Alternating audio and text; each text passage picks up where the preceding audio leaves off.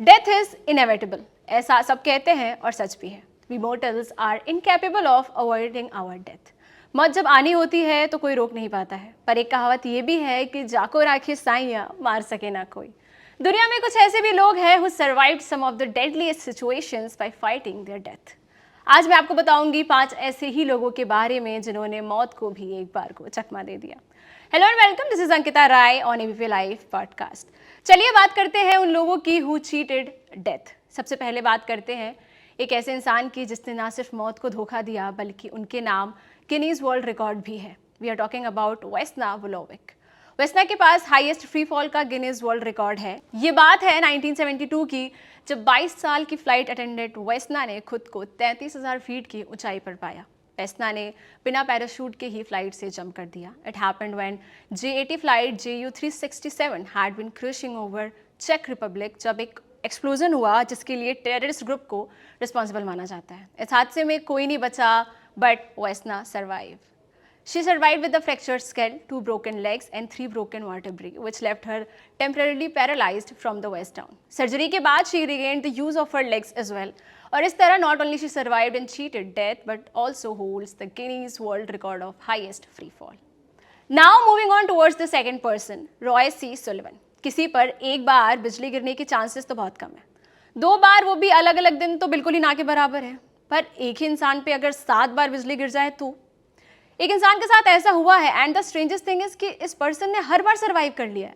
The next on the list is someone जिसके साथ ये हुआ with our world record holder Roy Sullivan. उनके साथ ये घटनाएं कुछ ऐसी हुई कि सबसे पहले 1942 में he was hit for the first time when he was in a lookout tower. The lightning bolt struck him in a leg and he lost a nail and a big toe. दूसरी बार 1969 में उन पे बिजली गिरी जब he was driving a truck. It knocked him unconscious and burn his eyebrows. इसके बाद 1970, 1972, 1973, 1974 and 1977 and he survived all of it. और अब his lightning hats are on display in New York and South California's Guinness world exhibit hall.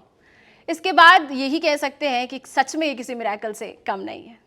बढ़ते हैं आगे और बात करते हैं पून लिम की। आफ्टर पून ship was sunk by U-boat, he survived 133 days at sea on 8 square foot raft. He survived by fishing, drinking bird blood and killing sharks with jug of water.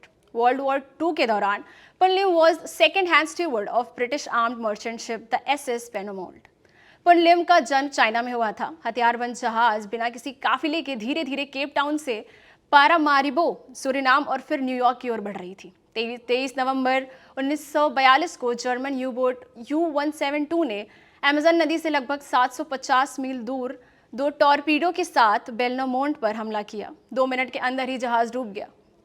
हालांकि पुन जीवित बच गए। लोगों में से एक वही थे जो सरवाइव कर गए क्योंकि उन्होंने वक्त रहते लाइफ जैकेट पहन लिया था। After floating on the water for 2 hours, Lim found and climbed on 8 square foot raft which contained food supplies and other survival equipment. Pun Lim survived on the food supplies in the water on the raft. हालांकि जीवित रहने के लिए उन्हें मछली भी पकड़नी पड़ी और पक्षियों का खून भी पीना पड़ा। उन्हें पक्षियों के चारे के रूप में इस्तेमाल करके शार्क पकड़ते थे और उन्हें मारने के लिए पानी से आधे भरे हुए जग का भी इस्तेमाल करते थे। Furthermore, to quench his thirst, he sucked blood from shark's liver.